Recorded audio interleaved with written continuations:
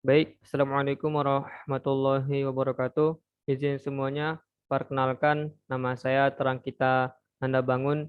Saya dari jurusan Teknik Kimia dengan program studi Teknik Kimia Bahan Nabati di Politeknik Ati Padang dengan nomor buku pokok 2012011. Sebelumnya saya berterima kasih pada teman-teman semua yang telah menyempatkan waktunya untuk menonton video ini, di mana video ini merupakan tugas dari mata kuliah neraca massa energi yang kedua dengan materi neraca energi. Baik, langsung saja ke materinya. Neraca energi. Di sini saya jabarkan menjadi tiga kembali, yaitu neraca energi, macam-macam energi, dan entalpi. Masuk ke neraca energi.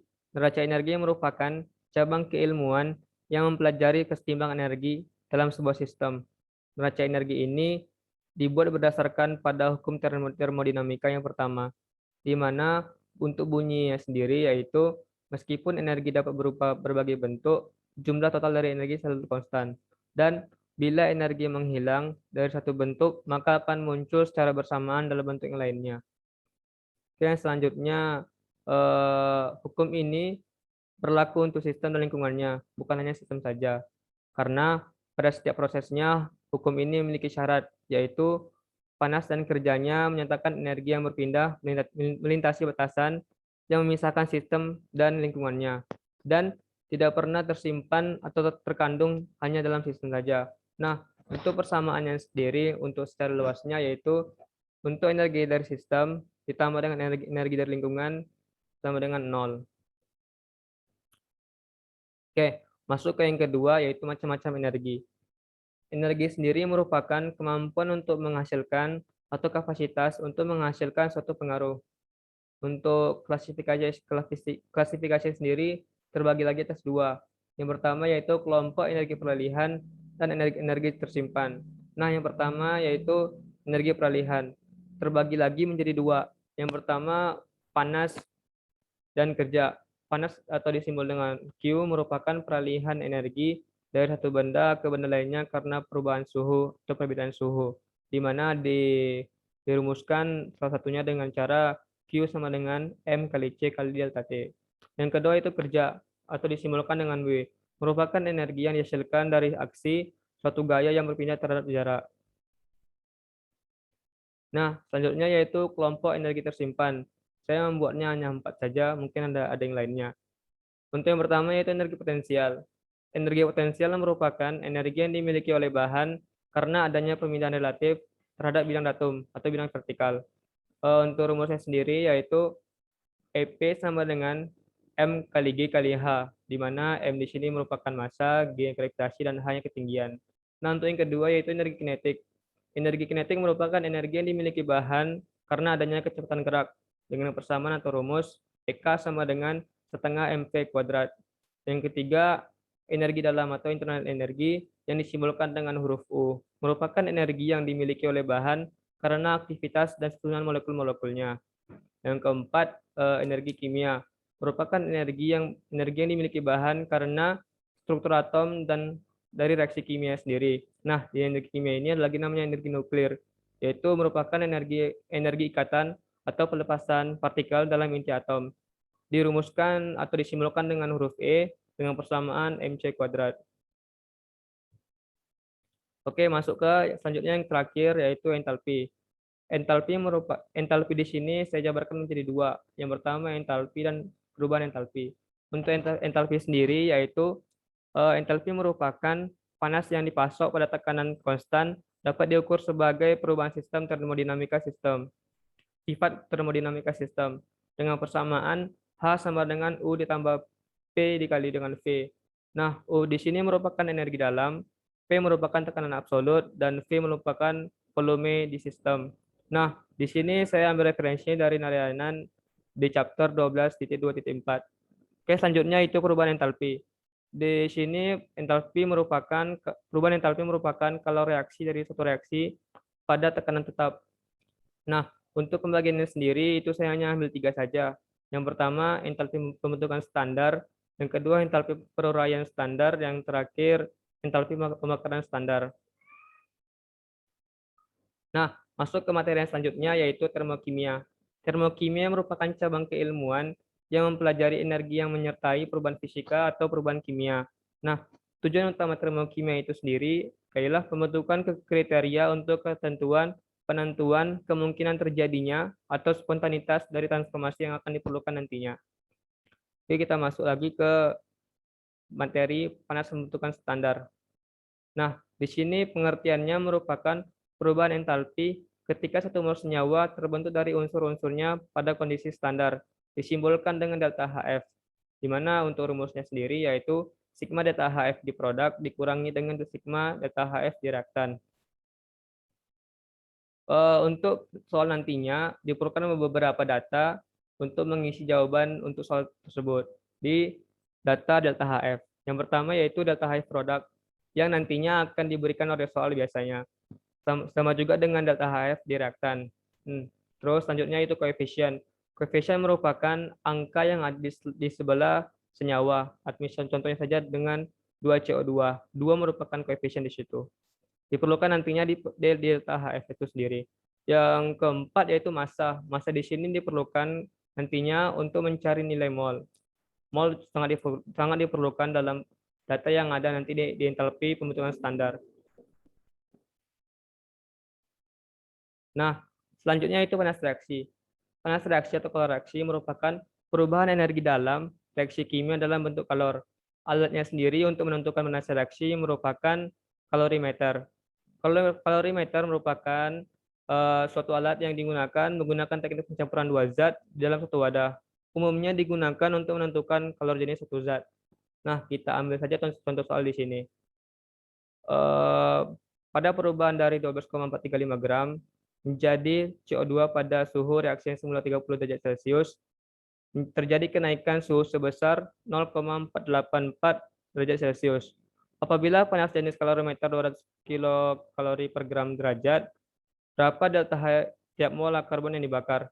Nah, sebelum ini kita harus ketahui dulu apa-apa saja yang kita perlukan untuk menjawab soal ini. Di sini saya buat yang pertama itu panas jenis, perubahan suhu, massa, dan mol. Nah, di sini panas jenis diketahui senilai 200 kilokalori.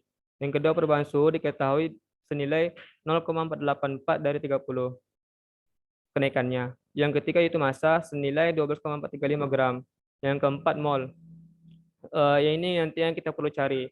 Atau bisa kita ketahui bahwa nilai untuk 1 mol. Nah, untuk rumusnya sendiri, kalau reaksi pada reaksi ini merupakan panas jenis kalorimeter dikali kenaikan suhu dibagi dengan mol C. Mol C ini kita cari lagi dengan cara gram per massa air. Gram ini diketahui bahwa 12,435, sedangkan untuk airnya itu sendiri senilai 12. Nah, setelah kita masukkan angka-angka ini ke persamaan berikut, itu dihasilkan dengan hasil 93,4137 kilokalori. Nah, pada pembakaran 1 mol ini dibebaskan panas dengan 3,414 ini, saya bulatkan nilainya menjadi delta H-nya yaitu bernilai min 93,414 kilokalori. Oke, selanjutnya itu panas pembakaran. Panas pembakaran merupakan energi yang dilepaskan sebagai panas ketika senyawa mengalami pembakaran sempurna dengan oksigen dalam kondisi standar. Nah, untuk rumusnya sendiri hampir sama dengan rumus sebelumnya, namun yang berbeda hanya simbol kecil di sini, C-nya sendiri, yaitu delta HC sama dengan sigma delta HC produk dikurang delta HC reaktan. Nah, data ini perlukan hampir sama dengan pembentukan standar, namun yang membedakannya hanya delta HC dan delta HC reaktan dan produknya. Nah, di sini maksud saya, untuk contoh soal yang reaksi pembakaran, entalpi pembakaran, itu contoh soalnya berikut. Diketahui entalpi pembentukan CO2 senilai min 393,5 kJ per mol, H2O senilai minus 242 kJ per mol, dan C3H8 senilai min 104 kJ per mol. Tentukan entalpi pembakaran propana membentuk gas CO2 dan air. Nah, pembahasan. Di sini kita harus tahu dulu apa reaksi pembakaran dari propana. Nah, di sini sudah dibikin bahwa untuk reaksi pembakaran propana yaitu C3H8 ditambah 5O2 menjadi 3CO2 ditambah 4H2O. Nah, untuk yang kita tak ketahui bahwa sebelah kiri merupakan reaktan dan sebelah kanan merupakan produk. Nah, tinggal kita ganti dari ini kita jadikan angka. Nah, C3H8 masukkan ke sini, masukkan semua hasil-hasil yang telah diketahui dari pembentukan tersebut, maka hasilnya menjadi delta H reaksinya sama dengan mm, minus 2044,5 kJ per mol. Nah, keadaan standar dalam kimia, keadaan standar dari suatu material, zat, campuran, atau larutan murni adalah titik referensi yang digunakan untuk menghitung sifat dalam kondisi yang berbeda, seperti entalpi. Dalam mencari mol dan volume dari satu gas dalam keadaan standar, itu digunakan suhu 0 tekanan 1 atm. Dalam keadaan STP, dengan rumus volume sama dengan mol dikali dengan 22,4 L, di mana tetapan ini merupakan tetapan satu mol gas saja. Selanjutnya itu termofisika. Termofisika merupakan cabang ilmu pengetahuan yang mencakup semua cabang ilmu pengetahuan yang mempelajari dan menjelaskan sikap zat di bawah pengaruh kalor dan perubahan-perubahan yang menyertainya. Dalam tercakup kalorimetri, termometri, perpindahan kalor, termodinamika, teori kinetik gas, dan fisika statistik.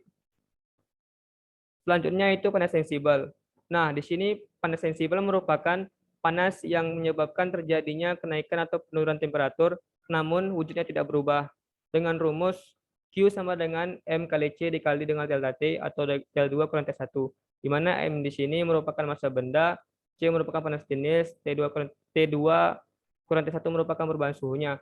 Contohnya saja seperti bila kita memanaskan air, secara perlahan suhu air akan naik terus. Pada satu titik akan mendidih. Namun air tetap air saja, hanya berkurang sedikit. Nah, selanjutnya itu panas laten. Panas laten merupakan panas yang diperlukan untuk merubah fasa atau wujud benda dengan temperatur tetap. Di mana rumusnya itu merupakan Q sama dengan M dikali dengan L. L di sini bukan hanya peleburan saja, namun banyak jenisnya.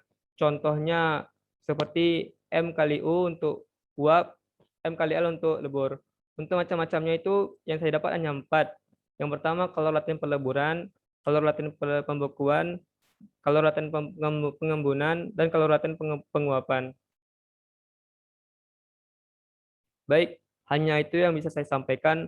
Apabila ada kesalahan kata, perbuatan, atau silap dalam kata yang tidak baik untuk penonton sekalian, saya mohon maaf. Terima kasih sebelumnya karena telah menonton video ini. Saya ucapkan terima kasih. Assalamualaikum warahmatullahi wabarakatuh.